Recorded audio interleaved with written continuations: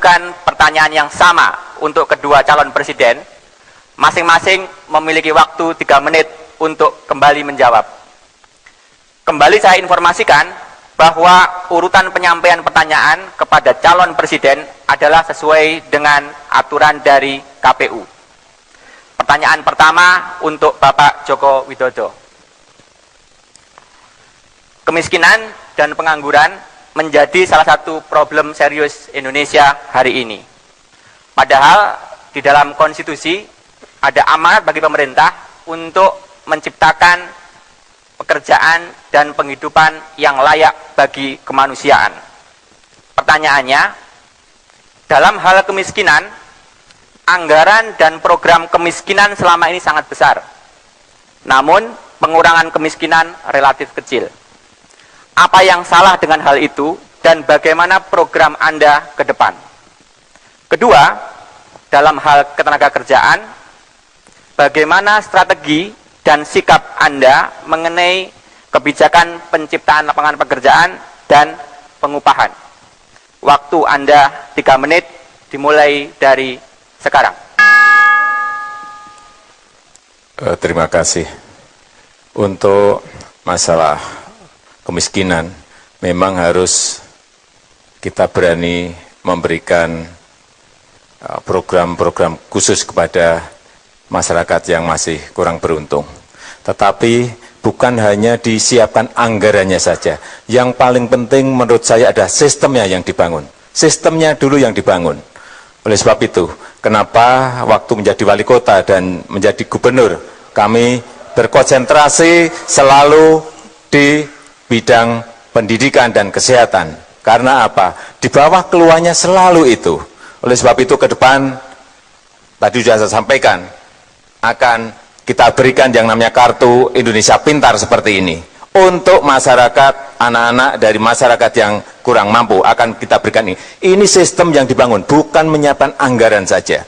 Kemudian yang kedua, juga akan kita berikan Kartu Indonesia Sehat seperti ini, yang diberikan kepada keluarga-keluarga yang tidak mampu, sehingga mereka bisa ke klinik, bisa ke puskesmas, bisa ke rumah sakit.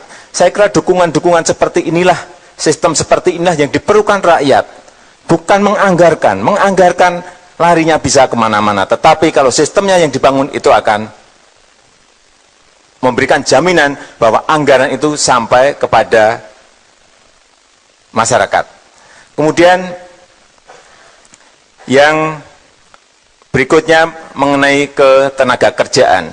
Investasi sangat penting bagi negara ini. Oleh sebab itu, investasi ke depan menurut saya harus semua didorong menuju ke daerah-daerah, terutama di provinsi-provinsi yang tingkat kemiskinannya besar. Harus didorong ke sana. Jangan sampai investasi itu hanya berkisar di Jawa dan di Sumatera, tetapi harus didorong ke wilayah-wilayah yang masih terjadi ketimpangan. Juga infrastrukturnya harus disiapkan, harus didorong menuju ke daerah-daerah, ke provinsi-provinsi yang tingkat kemiskinannya besar. Dengan cara itu, yang ada di daerah tidak menuju ke kota. Dengan cara itu, yang miskin yang ada di daerah juga akan mendapatkan lapangan pekerjaan. Mengenai upah, saya kira juga sudah saya buktikan. Waktu menjadi gubernur di Jakarta, saya kira merupakan orang pertama, gubernur pertama yang berani menaikkan upah 44% naiknya saat itu, UMP kita. Dan saya diprotes oleh banyak kalangan pengusaha. Saya sampaikan kenapa diberikan kenaikan itu. Karena sudah 5 tahun tidak mengalami kenaikan yang signifikan. Terima kasih.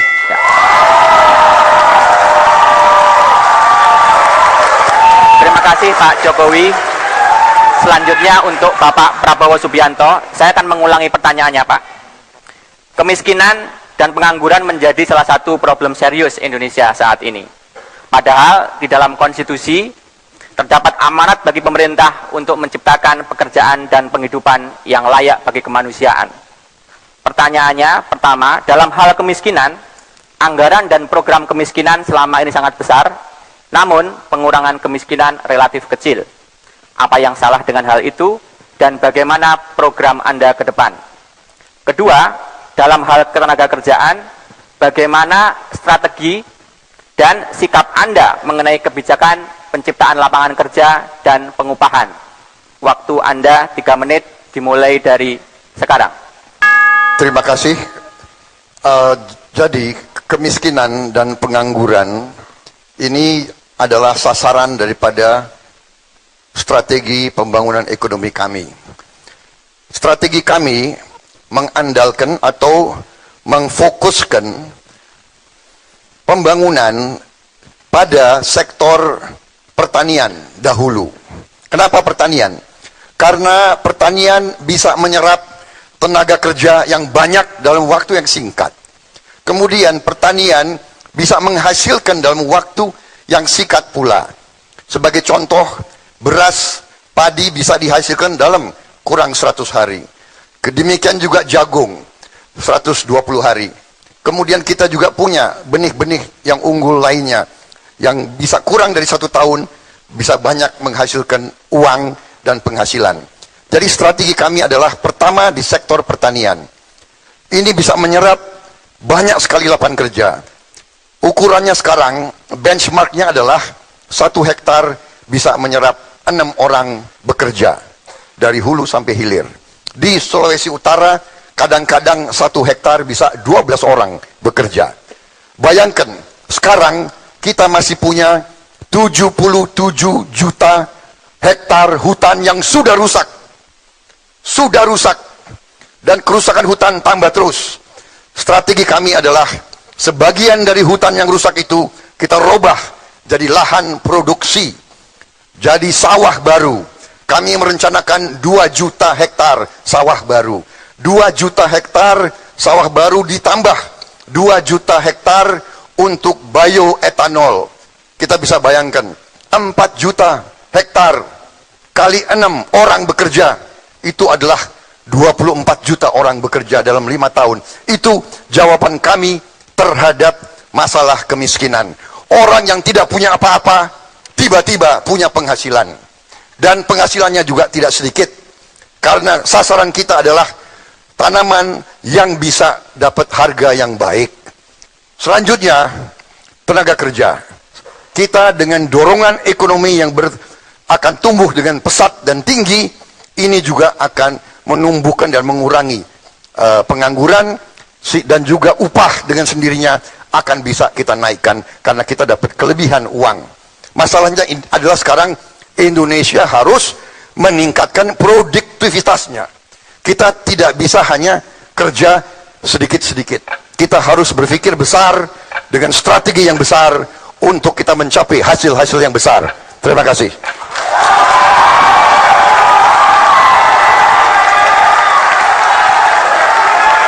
Terima kasih Pak Prabowo. Baik, selanjutnya pertanyaan kedua untuk Bapak Prabowo Subianto.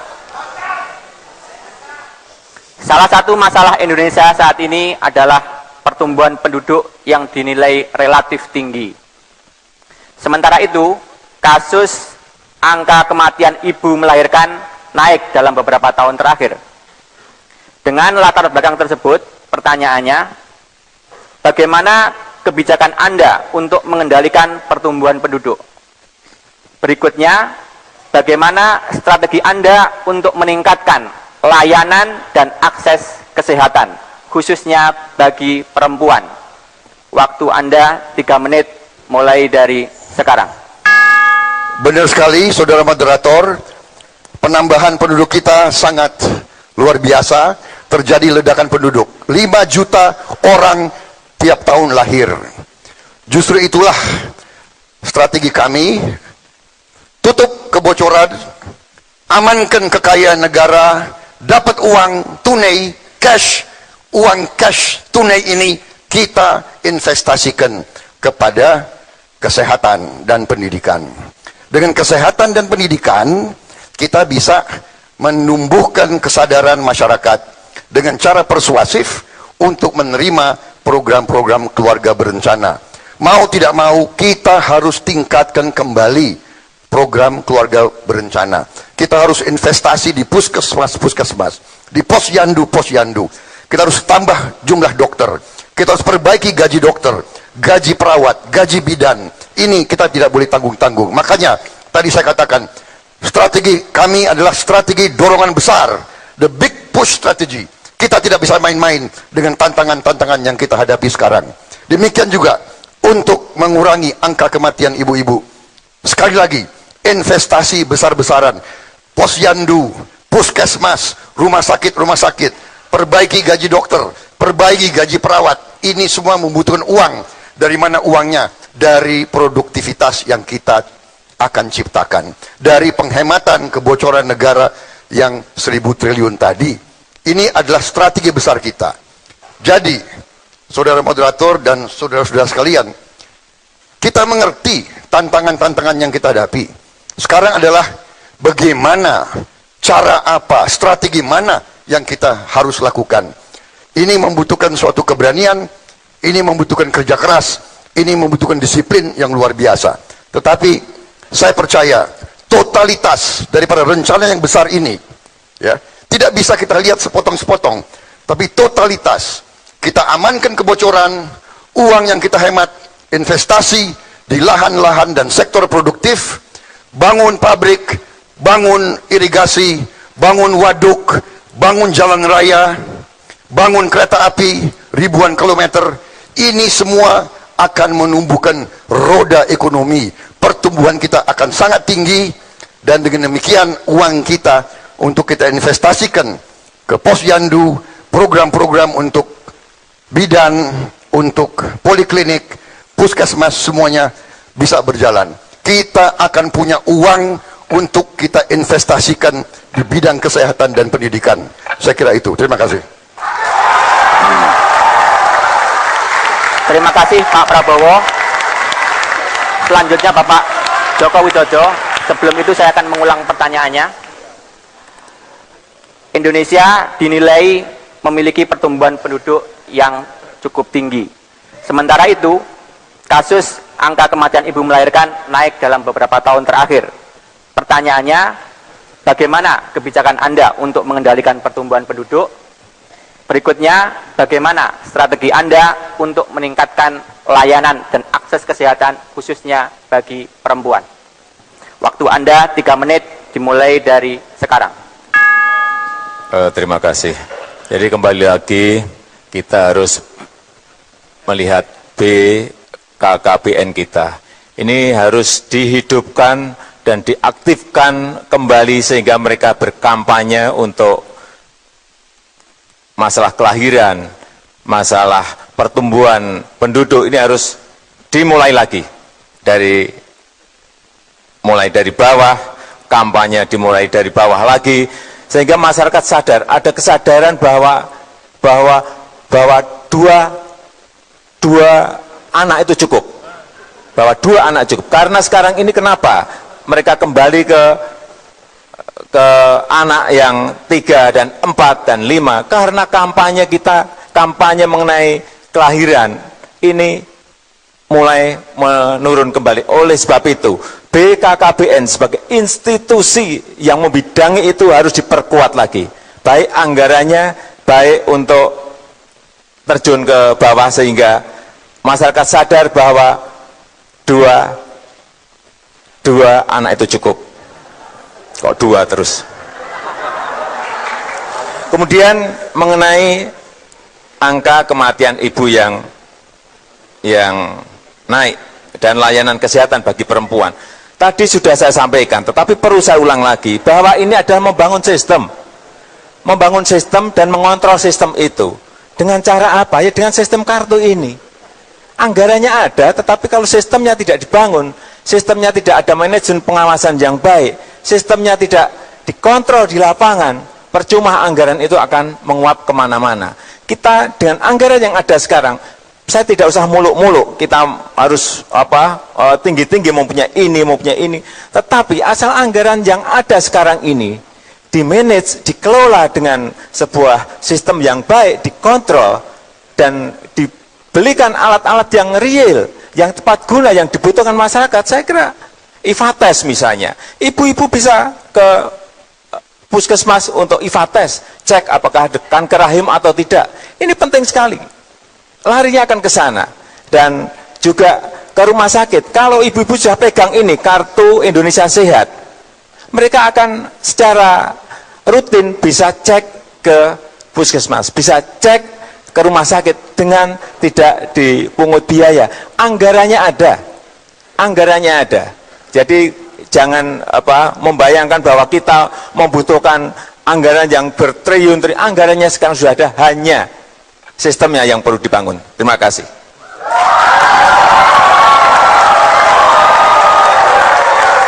Terima kasih Pak Joko Widodo. Pemirsa, kami akan jeda sejenak. Jangan kemana-mana dulu. Debat Capres 2014 akan kembali sesaat lagi.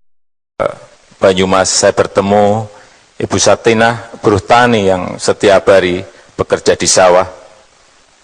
Dan saya juga bertemu Pak Asep, seorang guru di Jawa Barat.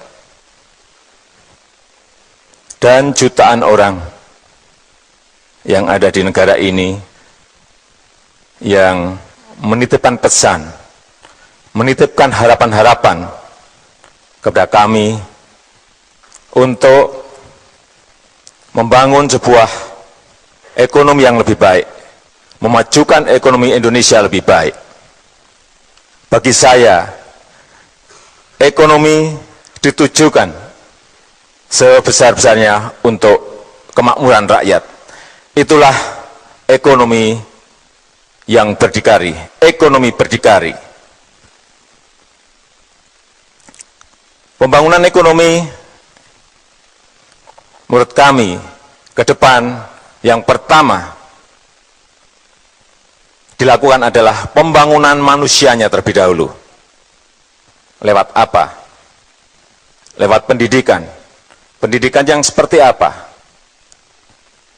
Revolusi mental harus kita lakukan. Kemudian bidang kesehatan dengan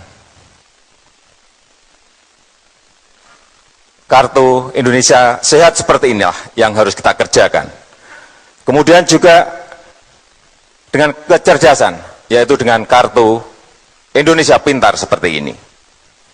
Karena dengan pembangunan manusia itulah kita akan mempunyai sebuah manusia-manusia yang produktif. Produktivitas kita akan meningkat. Dan kalau produktivitas kita sudah meningkat, kita akan mempunyai sebuah daya saing. Karena produktivitas akan memunculkan sebuah daya saing. Yang kedua, yaitu masalah pertumbuhan ekonomi yang diikuti dengan pemerataan. Percuma pertumbuhan ekonomi baik kalau pemerataan itu tidak ada. Oleh sebab itu ke depan, pemerataan akan menjadi sebuah perhatian bagi kami berdua, Jokowi dan JK. Pembangunan yang seperti apa yang ingin kita lakukan? Pembangunan koperasi, pembangunan UMKM, pembangunan pasar tradisional, pembangunan pertanian dan pembangunan ekonomi maritim, serta industrinya. Dan juga pembangunan yang dimulai dari daerah, pembangunan yang dimulai dari desa, dan infrastruktur. Inilah yang kami maksud sebagai jalan kebaikan yang akan membuat rakyat semakin sejahtera, yang akan membuat ekonomi kita kokoh dan berdaya saing tinggi sehingga ekonomi Indonesia betul-betul ekonomi yang berdikari. Terima kasih. Ya.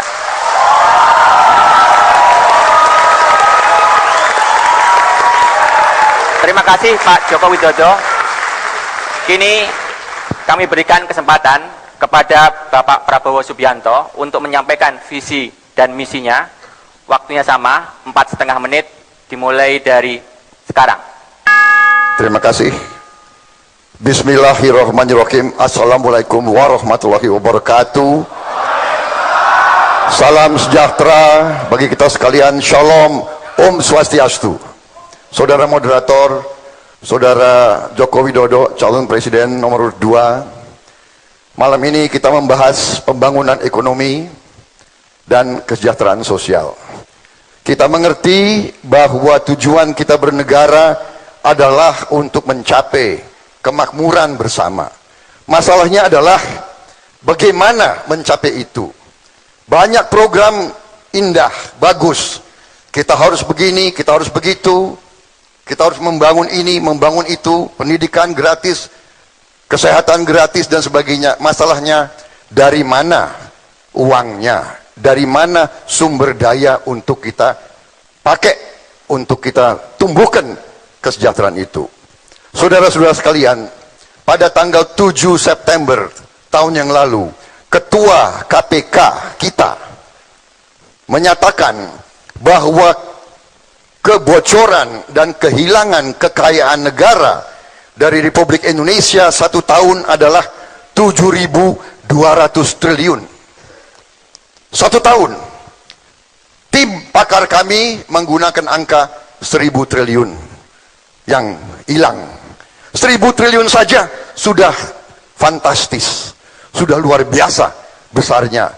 Disinilah rencana kami, Prabowo Subianto dan Hatta Rajasa, manakala kami menerima mandat dari rakyat Indonesia, ini sasaran kami. Kami ingin menutup kebocoran 1.000 triliun itu. Kami ingin menghemat, kami ingin memangkas, dan kami ingin mengalihkan yang 1.000 triliun bocor, kita alirkan untuk membangun ekonomi kerakyatan. Ekonomi untuk rakyat Indonesia, bukan rakyat untuk ekonomi. Kita ingin sekarang mengalirkan dana bukan dari desa ke kota, ke ibu kota, tapi dibalik dari ibu kota turun ke desa. Saya telah menandatangani deklarasi bahwa manakala saya menerima mandat dari rakyat, saya akan alokasikan 1 miliar rupiah minimal 1 tahun untuk tiap desa dan kelurahan di seluruh Indonesia. Kita akan alirkan dana dari ibu kota turun ke rakyat Indonesia. Kami akan dalam 5 tahun meminimalkan korupsi dari APBD dan APBN. Kami akan naikkan penghasilan rata-rata rakyat Indonesia 2,5 kali lipat, dari sekarang 3 juta per bulan menjadi 6 juta per bulan di ujung 5 tahun kami. Kami akan menambah sawah 2 juta hektar.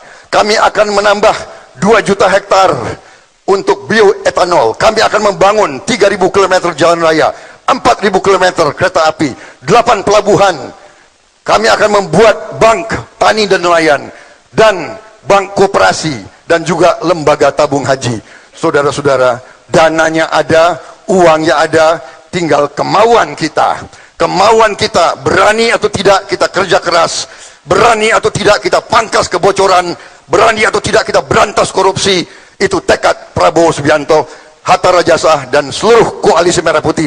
Kami akan bekerja keras, sekeras-kerasnya untuk melakukan itu, sehingga penghasilan seluruh bangsa Indonesia akan naik.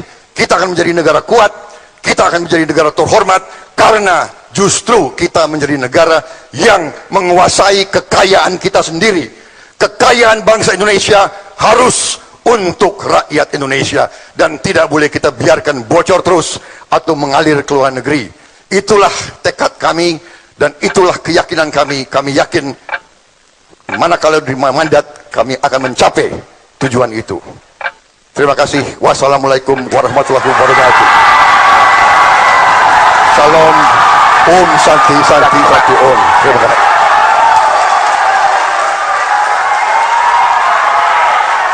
Terima kasih Pak Prabowo. Dan di sesi berikutnya kami akan membedah visi misi yang baru disampaikan kedua calon presiden. Tetaplah bersama kami di debat Capres 2004. Pertanyaan pertama kepada Capres nomor urut 1, Pak Prabowo Subianto. Pak Prabowo, tadi dalam paparan Anda kurang lebih bisa dikatakan bahwa induk dari platform ekonomi ke depan adalah ekonomi kerakyatan. Saya rasa masyarakat menginginkan penjelasan yang lebih detail. Pertama, mengapa harus ekonomi kerakyatan, dan bagaimana kebijakan yang akan dibuat untuk mewujudkan ekonomi kerakyatan tersebut. Yang kedua, investasi Indonesia hari ini didominasi oleh penanaman modal asing. Padahal di dalam konstitusi ada pelaku ekonomi yang lain seperti koperasi, BUMN, dan swasta. Bagaimana strategi dan kebijakan investasi yang Anda tawarkan sesuai dengan konteks ekonomi kerakyatan? Waktu Anda 3 menit dimulai dari sekarang. Terima kasih, Saudara Moderator. Ekonomi kerakyatan tidak lain adalah ekonomi jalan tengah. Ekonomi yang kita dasarkan kepada pasal 33 Undang-Undang Dasar 1945. Yaitu bahwa perekonomian kita harus berazaskan kekeluargaan. Kemudian bahwa sumber-sumber ekonomi yang menguasai hajat hidup orang banyak harus dikuasai oleh pemerintah. Jadi konsepnya, intinya adalah bahwa ekonomi harus ditujukan kepada penguatan dan pemberdayaan kekuatan rakyat. Tidak hanya pertumbuhan. Kita juga harus menjamin kondisi keselamatan dan perlindungan terhadap golongan rakyat yang tertinggal, yang kurang bisa mengikuti persaingan abad ke-21. Ini bedanya dengan kita sistem ekonomi barat atau neoliberal, bahwa pemerintah kadang-kadang hanya sebagai wasit. Di kita tidak, pemerintah harus turun tangan, harus jadi pelopor, harus membela rakyatnya, tidak membiarkan kemiskinan, tidak membiarkan orang yang lemah harus bersaing dengan yang kuat. Kemudian iklim investasi atau kebijakan investasi, kami terbuka, kami mendukung investasi asing, tetapi tentunya tidak boleh mematikan ekonomi rakyat.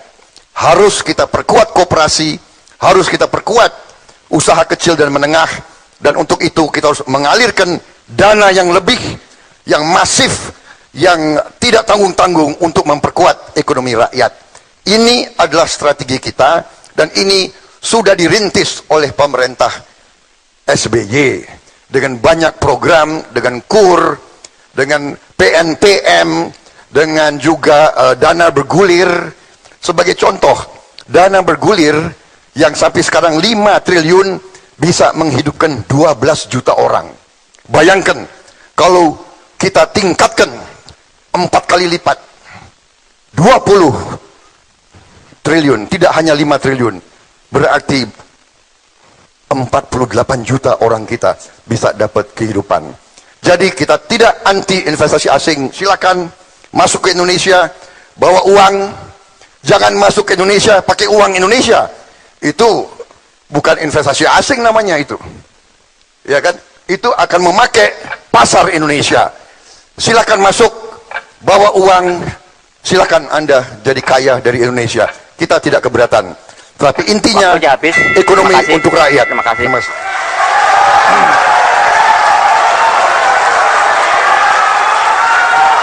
Terima kasih Pak Prabowo. Selanjutnya pertanyaan kami berikan kepada Capres nomor urut 2 Pak Joko Widodo. Tadi Bapak sudah menyampaikan visi mengenai ekonomi berdikari. Saya rasa masyarakat juga menginginkan penjelasan yang lebih detail mengenai hal itu. Pertama, mengapa Indonesia harus berdikari di bidang ekonomi, dan bagaimana kebijakan yang akan dibuat untuk mewujudkan ekonomi berdikari tersebut. Kedua, dalam konteks ekonomi berdikari, bagaimana sikap Anda tentang utang pemerintah? Di saat dalam beberapa tahun terakhir, realisasi penerimaan pajak selalu lebih rendah dari target. Waktu Anda 3 menit dimulai dari sekarang. Terima kasih. Pembangunan pasar tradisional, pembangunan ruang-ruang untuk PKL. Saya kira saya sudah menjalani itu dan membuktikan itu. Pengalaman saya membangun pasar waktu menjadi wali kota, pengalaman saya membangun pasar waktu menjadi gubernur, saya kira menjadi sebuah pengalaman yang yang sudah dibuktikan bahwa yang kecil-kecil ini harus diurus, PKL, pedagang pasar. Karena apa? Pasar tradisional adalah tempat produk-produk petani itu dijual. Tempat produk-produk hasil tangkapan nelayan itu dijual. Tempat pengrajin tempe, pengrajin tahu itu menjual dagangannya ada di pasar tradisional. Kalau yang kecil-kecil ini diurus dengan baik, tetapi dengan manajemen lapangan yang benar, bukan hanya akan dan bukan hanya rencana dan bukan hanya sebuah wacana di awang-awang, tetapi harus dibuktikan karena mereka ini membutuhkan bukti bahwa kita ini memang melakukan untuk mereka. Jadi kalau ruang-ruang itu diberikan kepada pedagang pasar, mereka diberi tempat yang baik. Pasar harus bersih, pasar tidak boleh becek, pasar harus ada tempat parkir, pasar harus diberikan zoning, zoning basah, zoning kering, zoning buah, zoning sayur. Saya kira produk-produk petani akan terus-menerus mendapatkan penghargaan dan mereka akan mempunyai nilai tambah yang baik karena bisa menjual langsung kepada konsumen lewat pedagang di pasar. PKL juga sama. PKL ini ekonomi mikro kita, ekonomi kecil kita, tetapi di semua kota hampir tidak ada planning yang memberikan ruang kepada PKL untuk berjualan. Oleh sebab itu di mana-mana mereka selalu terusir. Dalam rencana ke depan, semua kota harus memberikan ruang yang sebesar-besarnya bagi PKL. Artinya space untuk PKL harus diberikan. Kemudian mengenai ekonomi yang berkaitan dengan hutang. Ini bisa kita selesaikan secara bertahap asal ada efisiensi di APBN. Asal kebocoran dan penyimpangan di APBN ini bisa dikurangi terus. Dengan cara apa? Membangun sistem seperti yang sudah sering saya sampaikan. Pakai e-budgeting, pakai e-audit, pakai e-purchasing. Itu bisa menyelesaikan persoalan-persoalan sehingga anggaran yang ada di APBN efektif, efisien, ada sisa itulah yang kita pakai untuk menyelesaikan hutang-hutang yang ada. Saya kira itu yang bisa saya sampaikan. Terima kasih Pak Joko Widodo. Itu tadi pertanyaan penajaman visi dan misi, dan kita akan lanjutkan pada sesi berikutnya. Pemirsa, kami akan kembali saat lagi dalam debat Capres 2004 untuk saling bertanya. Masing-masing calon bisa menanyakan 3 kali.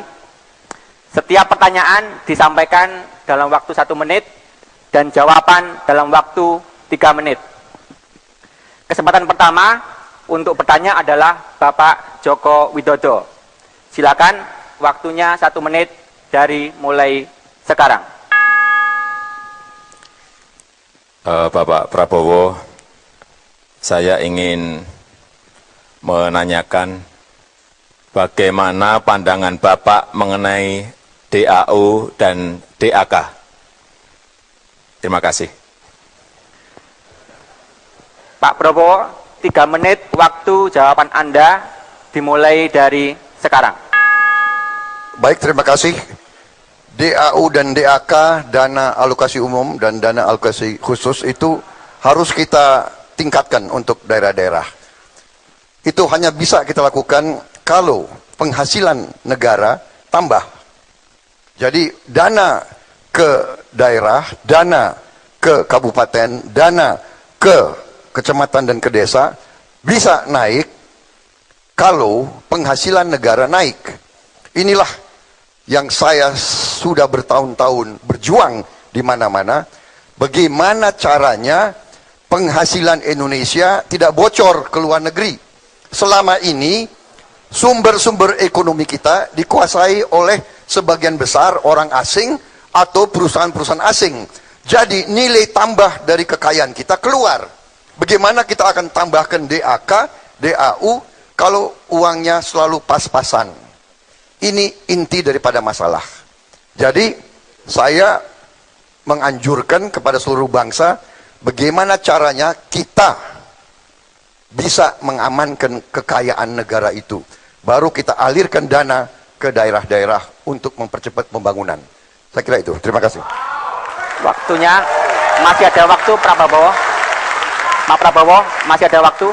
Cukup? Oke. Berikutnya kami persilakan kepada Pak Prabowo untuk gantian menyampaikan pertanyaan kepada Bapak Joko Widodo. Waktunya 1 menit dari mulai sekarang. Pak Joko Widodo, kita mengerti bahwa kondisi ekonomi dunia kurang menguntungkan akhir-akhir ini. Pertumbuhan ekonomi dunia kurang lebih sekarang 3%, 3,3. Indonesia agak lumayan, tahun ini masih di atas 5%. Kalau seandainya Bapak terima mandat dari rakyat, apa target pertumbuhan ekonomi yang Bapak canangkan? Dan bagaimana strategi Bapak untuk mencapai pertumbuhan ekonomi yang Bapak targetkan itu? Terima kasih. Pak Joko Widodo, silakan menjawab. Waktunya 3 menit dimulai dari sekarang. Terima kasih Pak Prabowo. Ke depan saya meyakini bahwa ekonomi kita akan bisa tumbuh di atas 7% dengan catatan-catatan. Yang pertama, iklim investasi beserta regulasinya itu betul-betul terbuka dan memberikan kesempatan kepada investor-investor lokal untuk bergerak menciptakan sebuah pertumbuhan ekonomi. Kemudian yang kedua, di bidang perizinan yang terlalu lama seperti yang kita lihat sekarang ini harus berani kita pangkas secepat-cepatnya agar investasi yang hadir di dalam pergerakan ekonomi kita itu betul-betul kelihatan mereka dilayani dan disambut.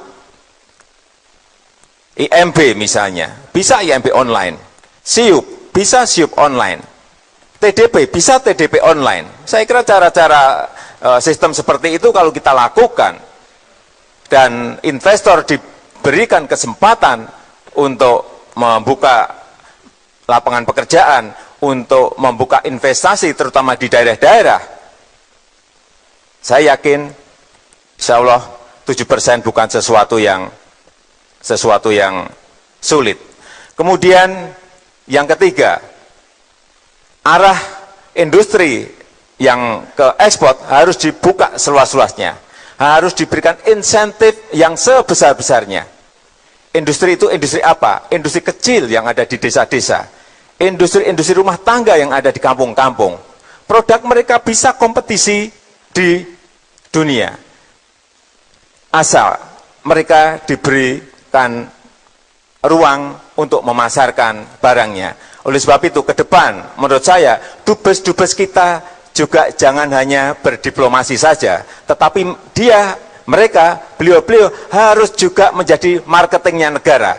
Mereka harus bisa memasarkan produk-produk dari desa, produk-produk dari kampung-kampung, yang mempunyai kualitas internasional. Saya kira kesempatan itu sangat terbuka karena kompetisi, mereka bisa berkompetisi, harganya kompetitif, kualitasnya juga baik, hanya mereka memerlukan dorongan dari pemerintah. Dengan cara-cara seperti itu, hal-hal yang konkret seperti inilah saya kira yang dibutuhkan oleh negara ini. Dan saya meyakini, saya ada pelaku 28 tahun di industri kecil, di industri kampung, dan saya meyakini ini bisa kita laksanakan asal negara hadir. Waktunya. Terima kasih.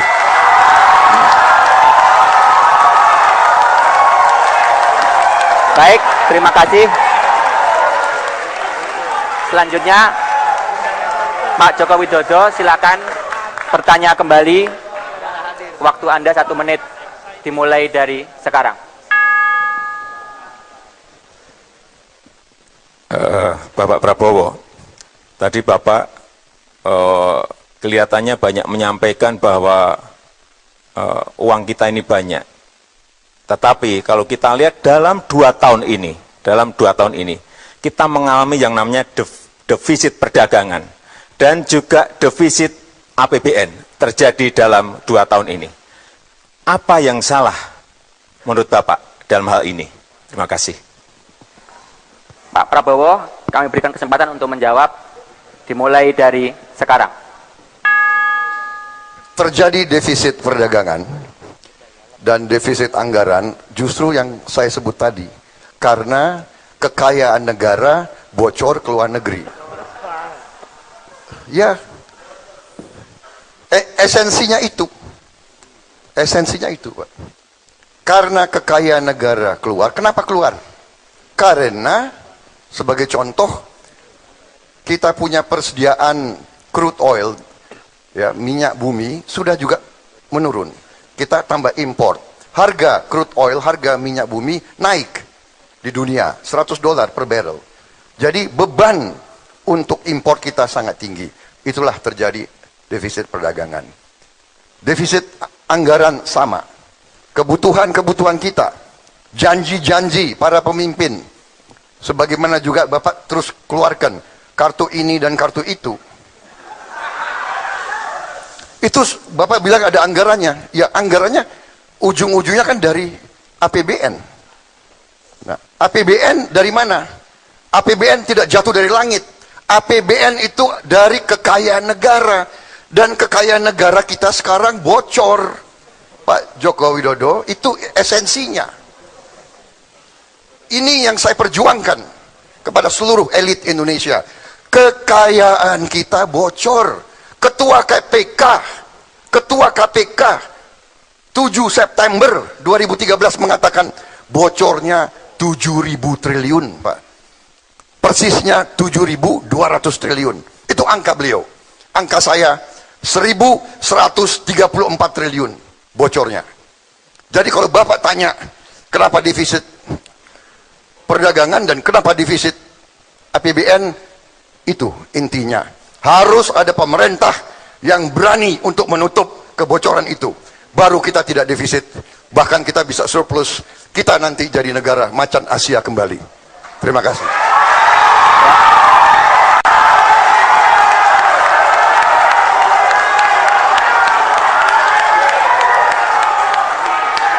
Baik, terima kasih. Selanjutnya Pak Prabowo, kami berikan kesempatan sekali lagi untuk memberikan pertanyaan kepada Pak Joko Widodo. Mulai dari sekarang. Sebagaimana kita ketahui bahwa pendidikan sangat penting. Selama ini kita sekarang wajib belajar 9 tahun.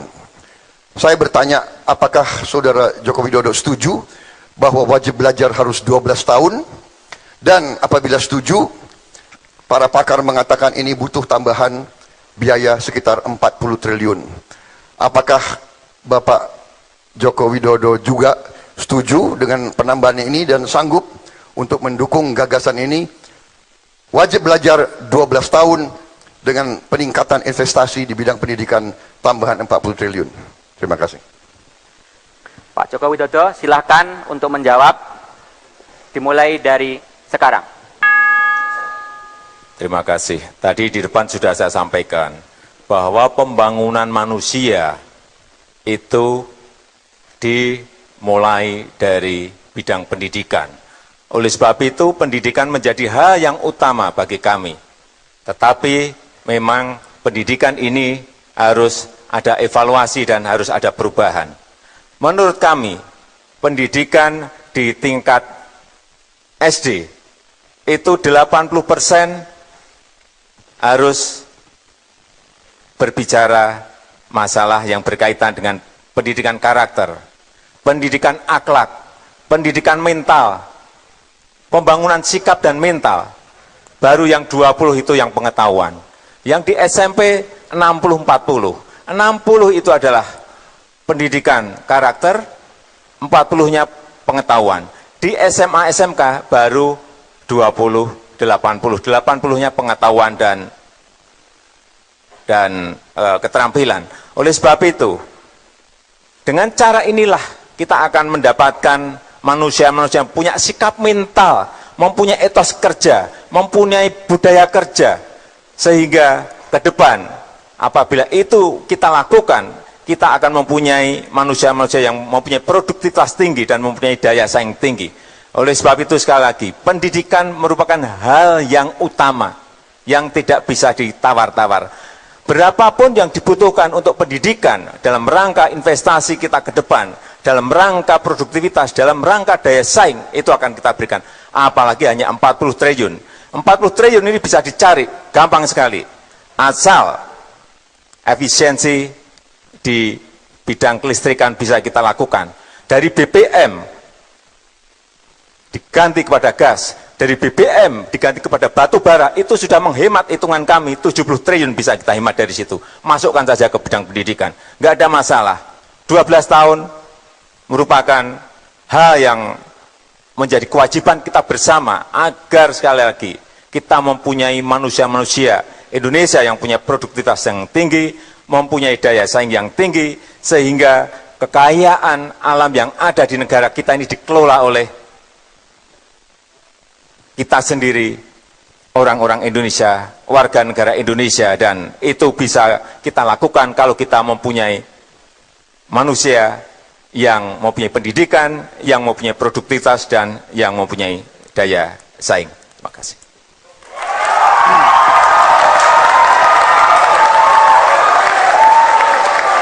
Baik, selanjutnya pertanyaan ketiga dari Bapak Joko Widodo. Waktunya 1 menit dimulai dari sekarang. Terima kasih. Bapak Prabowo, kami ingin bertanya, bagaimana cara meningkatkan peran, ini soal rakyat ini, bagaimana cara meningkatkan peran TPID? Terima kasih. Pak Prabowo, Tolong silakan. singkatan TPID bagaimana Pak? TPID ini untuk tim pengendalian inflasi daerah, Pak Prabowo. Terima kasih. Oke, silakan Pak Prabowo. Iya, saya kan tidak menguasai setiap singkatan.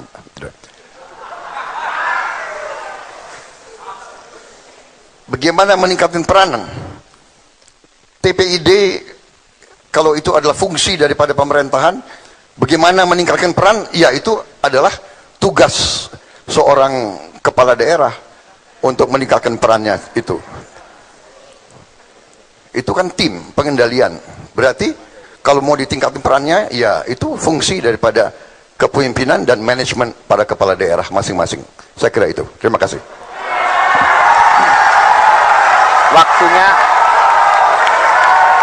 Waktunya masih ada Pak Prabowo? Cukup? Oke. Baik, sekarang pertanyaan ketiga dari Pak Prabowo Subianto. Silakan dimulai dari sekarang. Pak Joko Widodo, dari paparan Bapak dan pembicaraan Bapak tidak kedengaran tentunya, mungkin sudah ada perencanaannya, tapi tidak dibahas tentang infrastruktur. Negara kita sangat besar, tantangan bagi bangsa kita sangat-sangat besar. Bagaimana kita mau meningkatkan daya saing, meningkatkan pertumbuhan ekonomi, kalau Bapak tidak membahas sama sekali tentang infrastruktur? Tolong berikan gambaran apa rencana Bapak tentang infrastruktur ini, jalan raya, kereta api, pelabuhan, dan sebagainya. Terima kasih. Silakan Pak Joko Widodo, mulai Terima dari kasih Pak sekarang. Prabowo.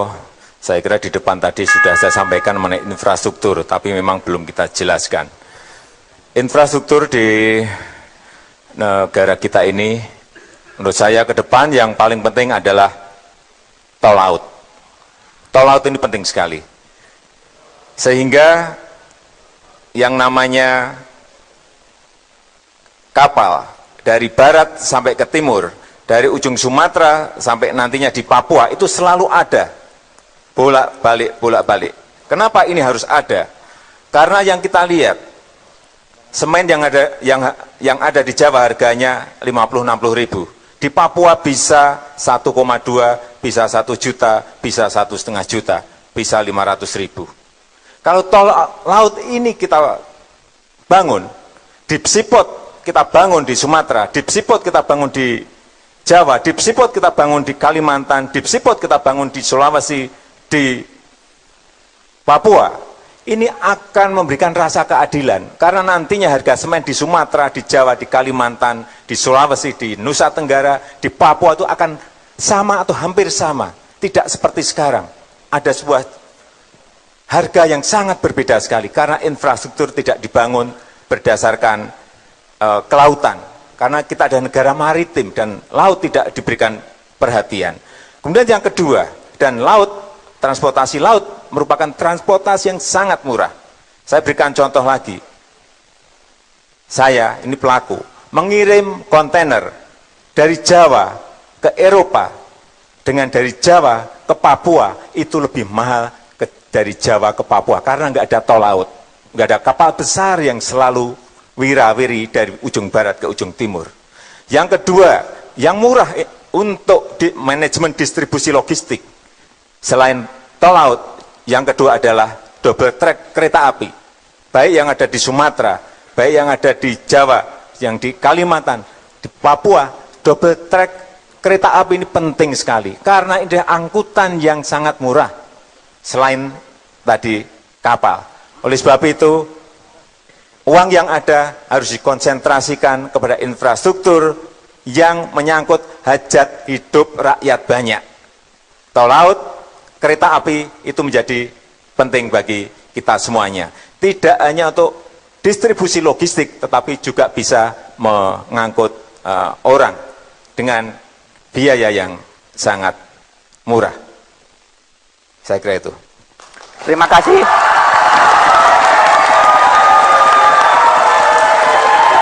Kedua calon presiden dapat melanjutkan sesi pertanyaan ini setelah rehat berikut ini. Tetaplah bersama kami di debat Capres 2014. Capres nomor urut 2 mendapat kesempatan pertama untuk bertanya. Bapak Joko Widodo, kami berikan waktu 1 menit dimulai dari sekarang. Terima kasih. Saya ingin bertanya kepada Bapak Prabowo, bagaimana pandangan Bapak mengenai pengembangan ekonomi kreatif? Karena ini sangat mengurangi banyak sekali pengangguran. Terima kasih. Silakan Pak Prabowo, 2 menit waktunya dimulai dari sekarang. Terima kasih Bapak Joko Widodo. Ekonomi kreatif adalah sangat penting bagi kita karena tadi jumlah penduduk kita sangat besar dan anak-anak muda kita sangat banyak. Kemudian ekonomi kreatif ini adalah bidang di mana kita bisa bersaing dengan bangsa-bangsa lain. Karena itu memang pemerintah, siapapun yang memimpin di masa yang akan datang harus investasi besar-besaran di bidang pendidikan untuk mendorong kualitas generasi muda kita sehingga ekonomi kreatif ini bisa menghasilkan suatu nilai tambah bagi bangsa kita. Jadi saya sangat mendukung ya setiap upaya, setiap program untuk meningkatkan persaingan kita, daya saing kita di bidang ekonomi kreatif. Disinilah mungkin keunggulan bangsa kita, karena kita juga punya naluri seni di darah kita. Kita punya naluri seni, rakyat kita punya bakat di bidang-bidang kreativitas. Dan kalau ini diberi kesempatan, ini bisa menghasilkan sesuatu devisa yang banyak di alam abad ke-21, di mana sekarang banyak sekali perkembangan teknologi mengarah kepada teknologi maya, teknologi telematika. Saya sangat mendorong pembangunan ekonomi kreatif. Pak Joko Widodo, silakan menanggapi. Waktunya mulai sekarang. Ya,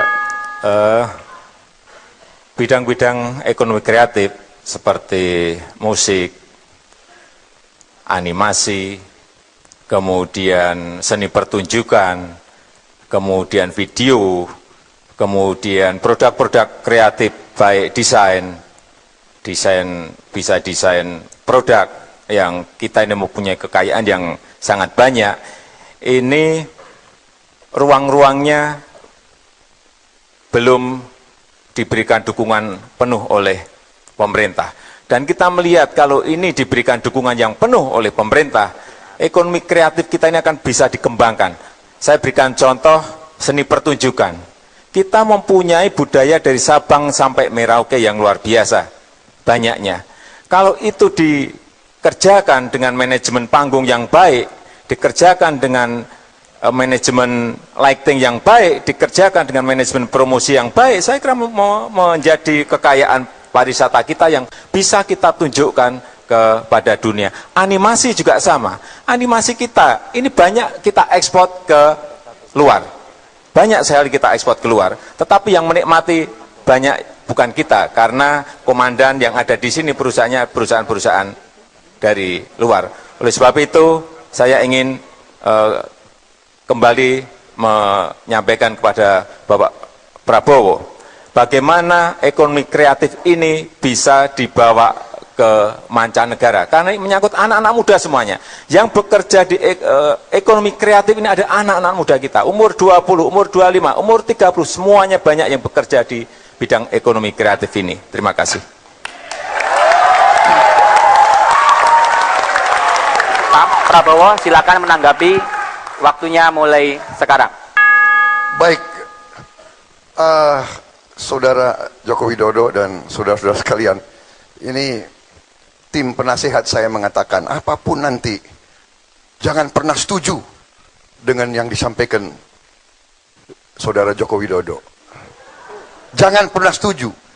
Itu nasihat, tapi saya ini bukan politisi profesional. Saya, kalau ide yang bagus, saya harus bilang bagus. Jadi saya tidak dengar. Saya tidak mau dengar penasihat saya. Saya ya sejalan dengan Saudara Joko Widodo. Ya.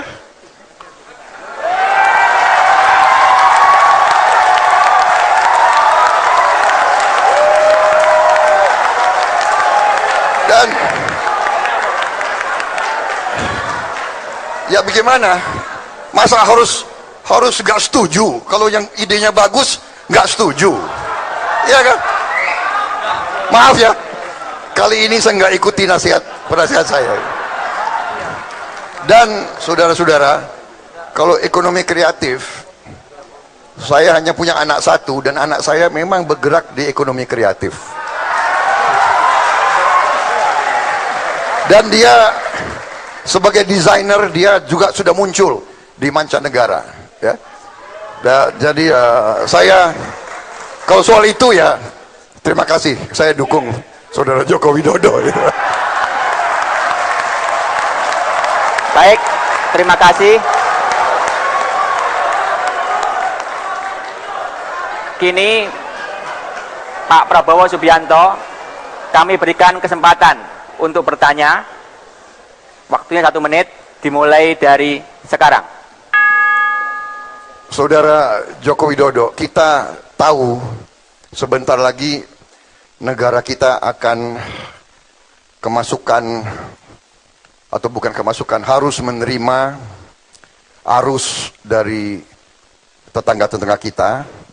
ASEAN Economic Community, Komunitas Ekonomi ASEAN tahun 2015 harus kita terima. Sudah kita setujui, dan banyak dampaknya.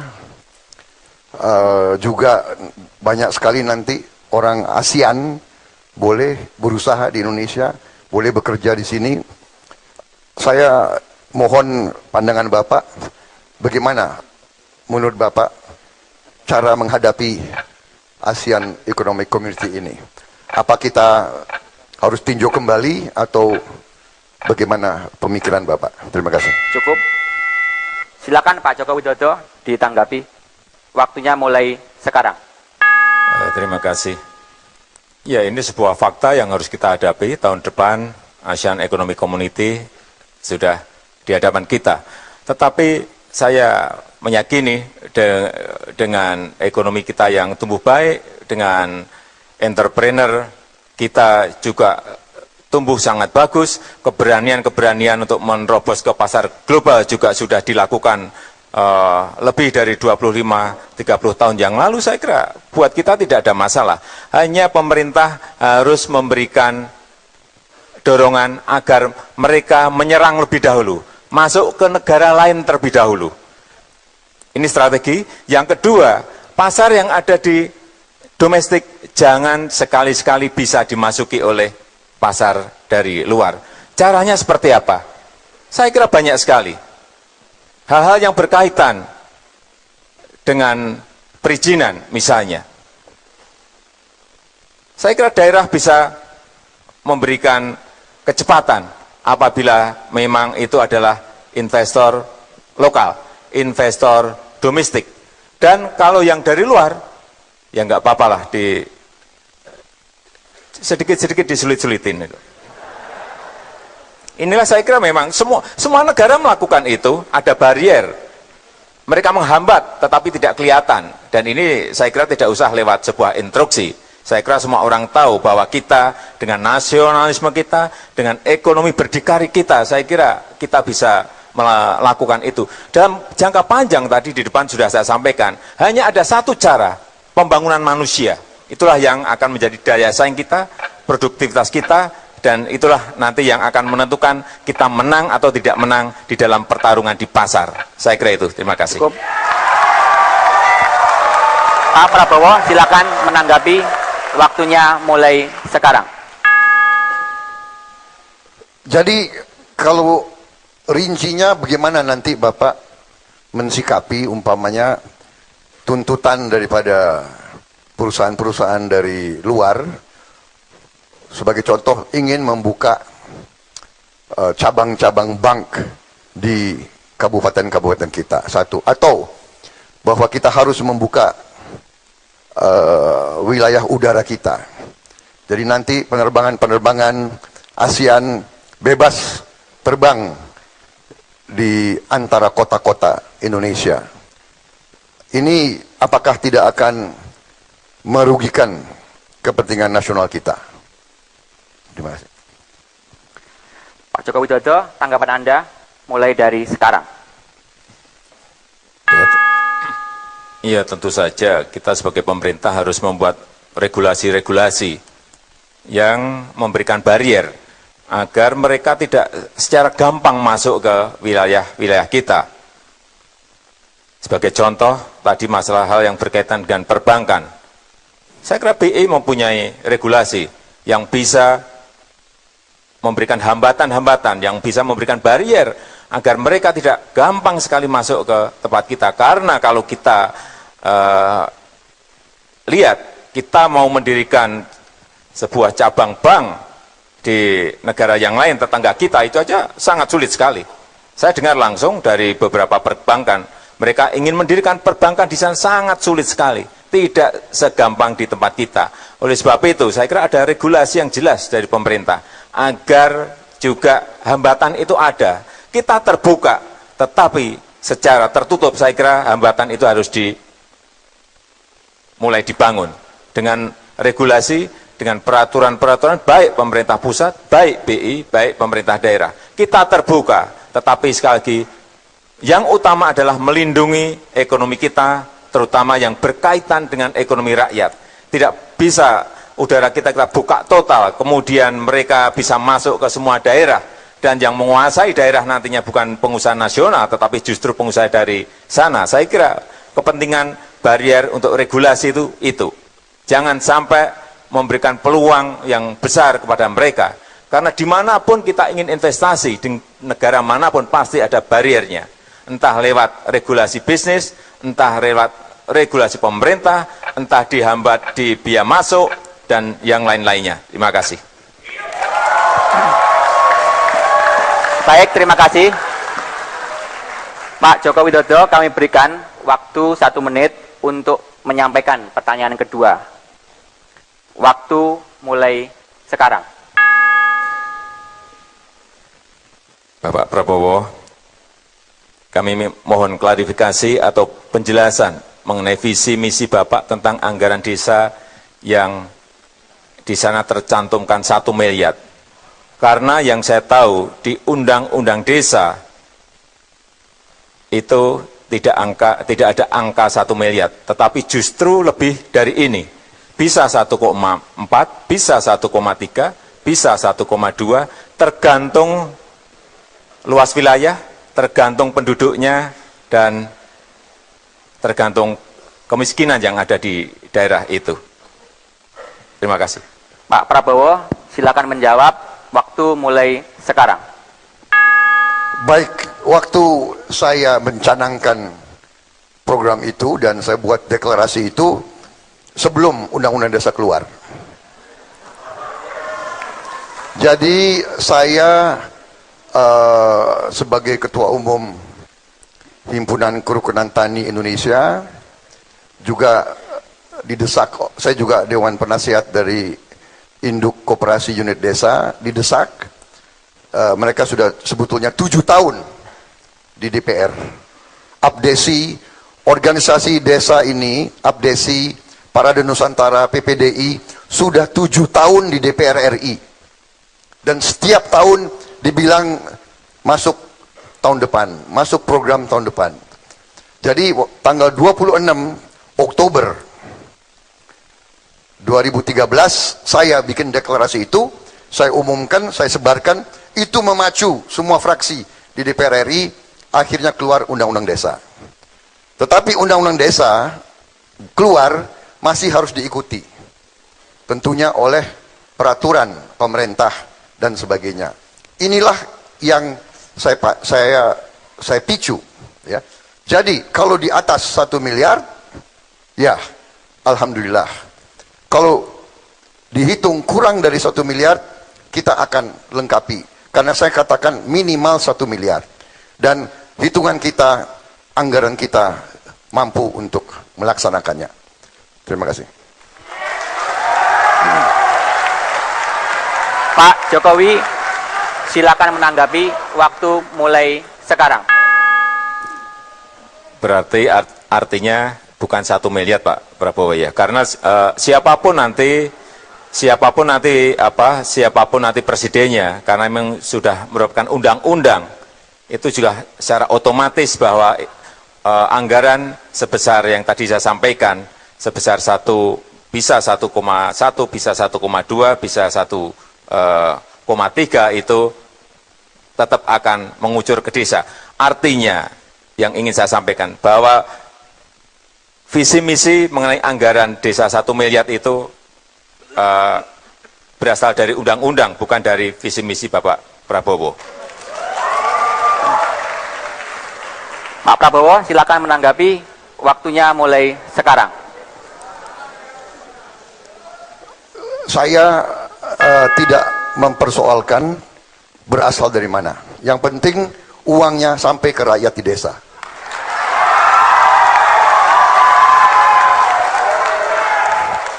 Karena ini perjuangan rakyat desa 7 tahun. Mereka kirim delegasi 7 tahun berturut-turut.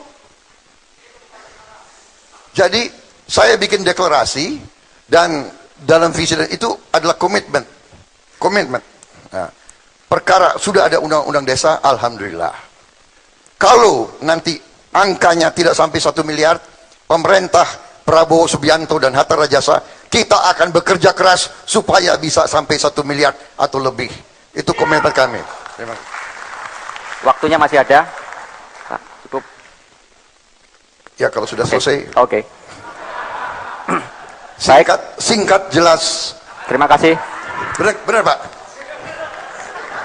Terima kasih. Karena yang capek kita Pak ya. Mereka hanya duduk dengar aja itu. Iya. Terima kasih.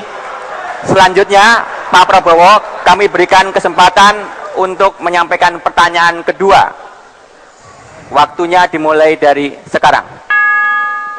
Saudara Joko Widodo, kita mengerti bahwa ada kontrak-kontrak dari perusahaan asing bersama Indonesia yang agak merugikan kita, agak merugikan bangsa Indonesia.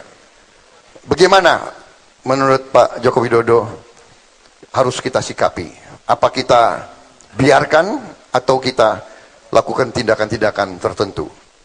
Saya mohon jawab. Pak Joko Widodo, jawaban dimulai dari sekarang. Terima kasih Pak Prabowo. Kita harus menghormati semua kontrak yang sudah ditandatangani. Tidak bisa ujuk-ujuk kita kemudian kita ambil, kan tidak mungkin. Oleh sebab itu, penghormatan terhadap kontrak yang telah disepakati itu merupakan pembangunan kepercayaan bagi investasi di negara ini. Tetapi kalau nantinya sudah habis, tentu saja kita akan kalkulasi kembali. Kita akan hitung kembali. Apakah akan kita ambil? Kalau memang menguntungkan kita ambil, ya akan kita ambil. Tentu saja. Apakah yang mengambil itu BUMN? Ya silakan. Atau mereka akan kerjasama? Juga silakan. Tetapi yang paling penting menurut konstitusi, bahwa kekayaan alam itu sebesar-besarnya digunakan untuk kemakmuran rakyat. Intinya di sana.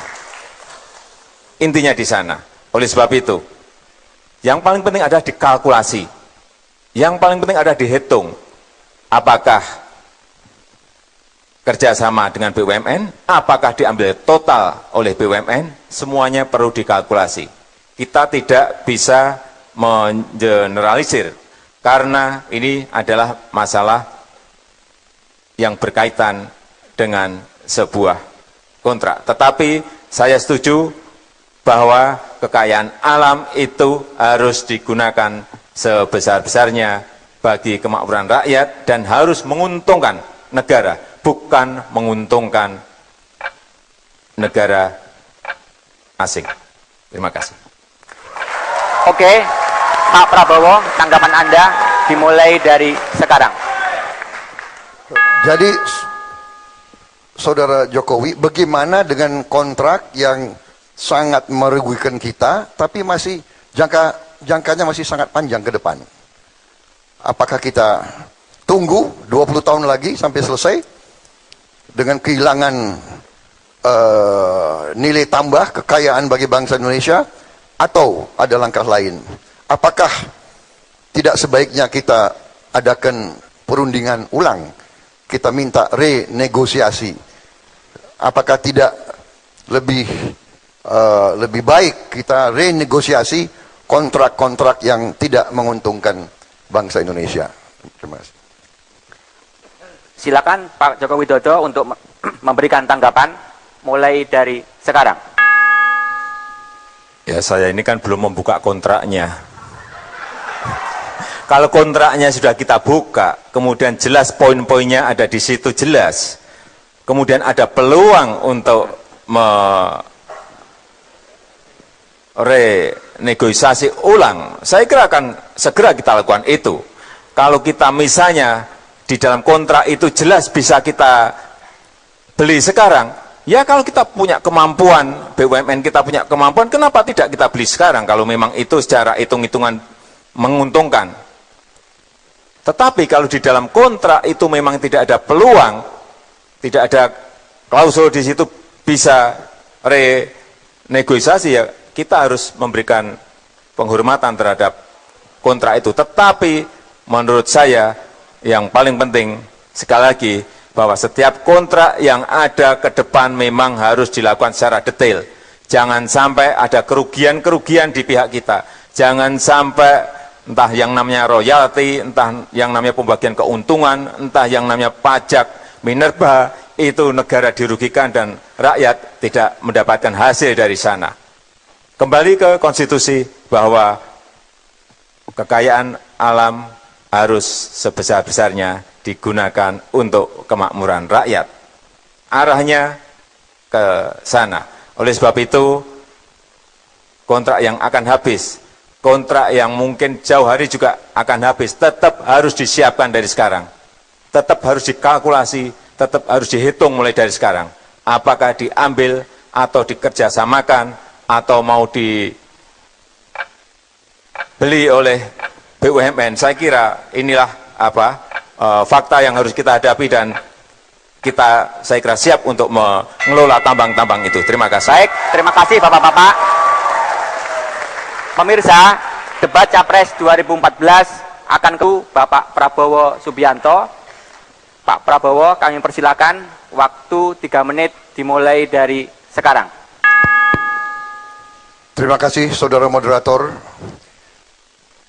Baru saja malam ini saya dengan saudara Joko Widodo membahas pemikiran-pemikiran kita tentang ekonomi dan kesejahteraan rakyat. Perjuangan kami, Prabowo dan Hatta, memang ingin mewujudkan suatu ekonomi yang kuat, yang berdiri di atas kaki kita sendiri, yang mengamankan kekayaan negara, supaya bangsa Indonesia menguasai kekayaannya, dan agar kekayaan Indonesia tidak mengalir ke luar negeri. Uang ini, kekayaan ini akan kita pergunakan untuk kepentingan rakyat kita, untuk mempercepat pembangunan, untuk menaikkan penghasilan buruh, tani, nelayan, pedagang kecil, pegawai negeri, pedagang kaki lima, guru-guru, termasuk guru honorer yang penghasilannya sangat-sangat rendah. Juga karyawan pabrik yang tidak menentu masa depannya karena outsourcing. Juga mereka-mereka kaum disabilitas. Ini semua harus kita bantu. Dari mana uang untuk membantu? Dari kekayaan negara yang harus kita amankan. Apabila kita diberi mandat, kita akan bekerja keras agar setiap ibu tiap pagi senyum melihat anak-anaknya berangkat ke sekolah dengan sehat, dengan gembira, dan kembali dari sekolah juga dengan semangat. Ibu-ibu akan tahu bahwa guru-gurunya mendidik anak-anaknya dengan baik. Bapak-bapaknya tiap malam tidur dengan tenang karena tahu besok ada uang untuk anak dan istrinya. Lusa masih ada uang, minggu depan masih bisa bayar hutang-hutangnya. Saudara-saudara, itu perjuangan kami. Kami ingin orang kecil di Indonesia bisa senyum. Wong cilik iso gemuyu. Itu adalah cita-cita Prabowo Subianto dan Hatta Rajasa. Kita ingin ekonomi untuk rakyat, kemakmuran untuk rakyat, Indonesia kuat, Indonesia berdiri di atas kaki kita sendiri, Indonesia dihormati karena rakyatnya sejahtera. Itu cita-cita kami. Dan itu yang kami perjuangkan. Kami akan hormati keputusan rakyat. Kami mohon doa restu kepada seluruh rakyat Indonesia. Selesai. Terima kasih Pak Prabowo. Selanjutnya Capres nomor urut 2 Bapak Joko Widodo. Kini giliran Anda untuk menyampaikan pernyataan penutup dalam 3 menit. Mulai dari sekarang, saya mohon berdiri. Mulai dari sekarang.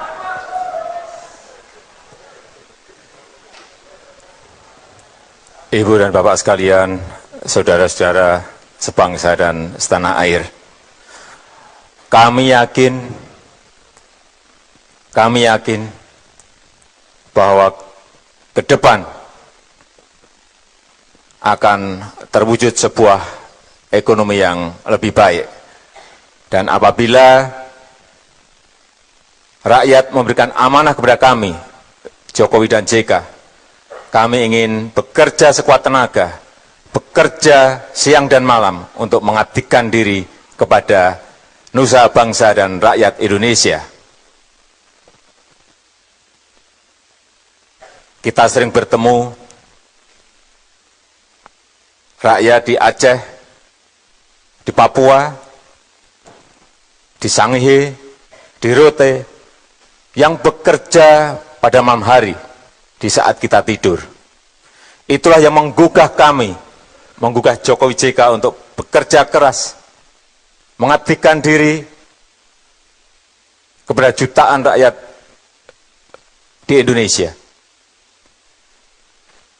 Saya Joko Widodo, saya lahir di sini, saya besar di sini, saya dididik di sini. Dan saya seutuhnya adalah Indonesia. Saya tegaskan, saya dan Pak JK siap memimpin Indonesia. Dan saya tegaskan bahwa saya hanya tunduk kepada konstitusi, hanya tunduk kepada kehendak rakyat Indonesia. Salam dua jari.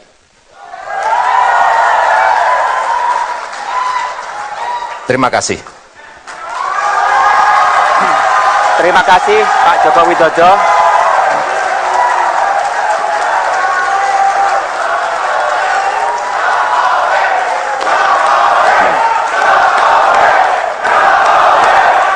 Ya, itu tadi debat Capres 2014 putaran kedua. Sekali lagi, terima kasih kepada Pak Prabowo Subianto dan Pak Joko Widodo. Terima kasih juga kepada para hadirin di ruangan ini dan pemirsa dimanapun Anda berada. Saya Ahmad Erani Yustika. Debat selanjutnya akan dilaksanakan pada tanggal 22 Juni 2014. Jangan lupa untuk menggunakan hak pilih Anda pada tanggal 9 Juli 2014. Karena suara Anda menentukan siapa yang memimpin bangsa ini 5 tahun ke depan.